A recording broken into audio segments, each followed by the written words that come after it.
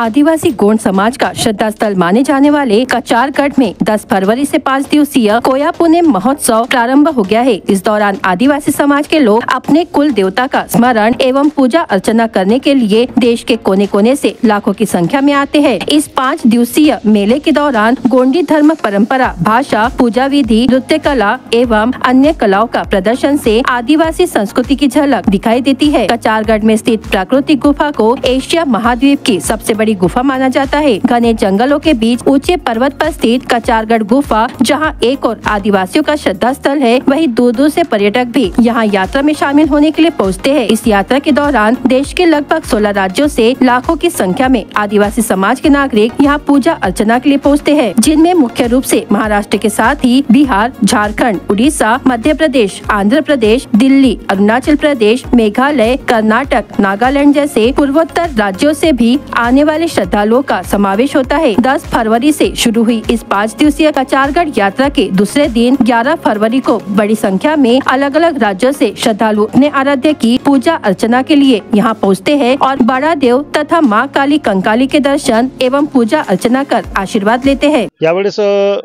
गुफेमध्ये म्हणजे गुफा ही तसं चालताना खडतर रस्ता आहे, तरी पण त्या खडतर वाटेमधून लोकांचं एक जाण्याची सुविधा चांगली व्हावी म्हणून त्या ठिकाणी आमचे काही 200-250 लोकांची एक कचारगढ़ सेवा दल म्हणून आहे, जो मध्य प्रदेशमधून ॲडव्होकेट विक्रम परते यांच्या माध्यमातून त्या ठिकाणी आहे।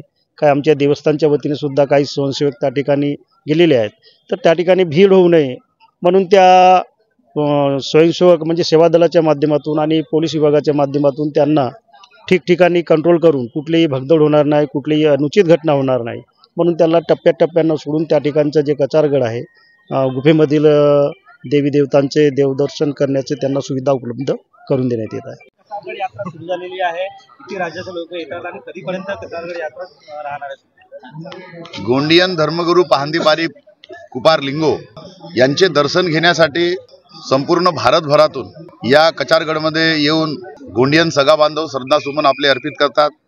दरवर्षी कचारगढ़मध्ये हा मोठा कार्यक्रम होतो।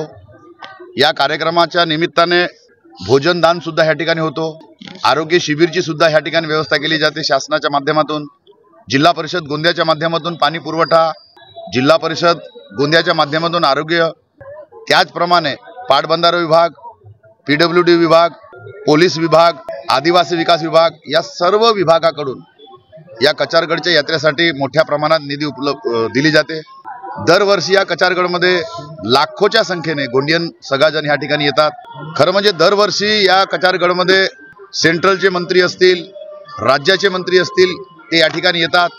दरवर्षी कुठल्या ना कुठल्या प्रकारचे घोषणा करून या ठिकाणी कामं मोठ्या प्रमाणात होतात, परंतु मुख्य मागणी या ठिकाणच्या समितीच्या सदस्यांनी या क्षेत्राचा आमदार म्हणून ज्यांनी माझ्याकडे केलेली आहे, निश्चितच लाखो लोकांना राहण्याची गैरसुविधा होतो आहे, सुविधा नाही आहे आणि त्याच्यामुळे या कचारगढ़मध्ये जवळपास 100 कोटी रुपयाची निधी जर उपलब्ध झाली, महिलांसाठी स्वतंत्र इमारत, पुरुषांसाठी स्वतंत्र इमारत, अशा प्रकारे भव्य इमारती या ठिकाणी आपण भक्त निवास ची व्यवस्थाच्या दृष्टिकोनातून मागणी आलेली आहे।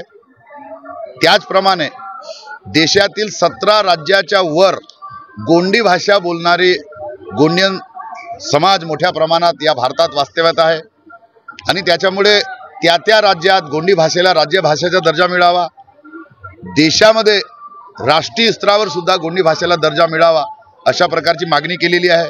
निश्चितच महाराष्ट्र राज्याचे मुख्यमंत्री आदरणीय देवेंद्रजी फडणवीस साहेब, आमचे आदिवासी मंत्री आदरणीय अशोक उईके साहेब, या देशाचे पंतप्रधान माननीय नरेंद्र मोदी साहेब आणि आमच्या देशाच्या प्रथम आदिवासी महिला राष्ट्रपती द्रौपदी मुर्मू ताई यांना आपण निवेदनाद्वारे सर्व प्रस्ताव कचारगढ़च्या माध्यमातून आम्ही शासनाकडे पाठवणार आहोत। निश्चितच जे सोयी सुविधा आतापर्यंत या कचारगढ़ला लाभलेली नाही, भेटलेली नाही, ती या येणाऱ्या 5 वर्षाच्या काळामध्ये या क्षेत्राचा आमदार म्हणून प्रखरतेने आपण करण्याचा पूर्णपणे नियोजन केलेलं आहे। निश्चितच आतापर्यंत जो प्रवास जर कचारगढ़चा जर तुम्ही पाहिलेला असाल, अनेकांनी याच्यावर टीका केली, टिप्पणी केली, प्रिंट मीडियाच्या माध्यमातून, इलेक्ट्रिक मीडियाच्या माध्यमातून अनेकदा आम्हाला त्याची जाणीव सुद्धा झाली की कचारगडमध्ये मोठे मोठे लोक येतात, आश्वासन देतात आणि विसरून जातात, दुर्लक्ष होते. पुन्हा आपण या जनतेला आपल्या समस्त टीव्ही चॅनलच्या माध्यमातून सांगू इच्छितो की 24 ते 19च्या दरम्यान कुठल्याच प्रकारे या कचारगडकडे दुर्लक्ष होणार नाही आहे.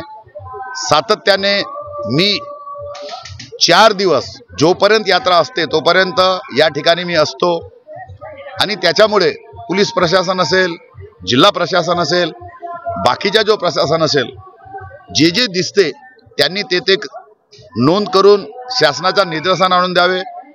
फॉरेस्ट ॲक्ट असल्यामुळे गेल्या अनेक वर्षापासून कचारगडला 50 हेक्टर जागा मिळावी अशी प्रकारची मागणी आहे आणि त्याच्यामुळे फॉरेस्ट ॲक्ट हटवून 3-2चा प्रस्ताव असेल, CCF कडे जर जाण्याची वेळ आली असेल, सेंट्रलकडे जर जाण्याची जरी वेळ आली तरी लाखो जे या ठिकाणी अनुयायी येतात, गोंडियन सगा बांधव येतात, यांना मोठ्या प्रमाणात राहण्याची सोयी सुविधा व्हावी या दृष्टिकोनातून आपण फॉरेस्ट विभागाला 50 हेक्टर जमीन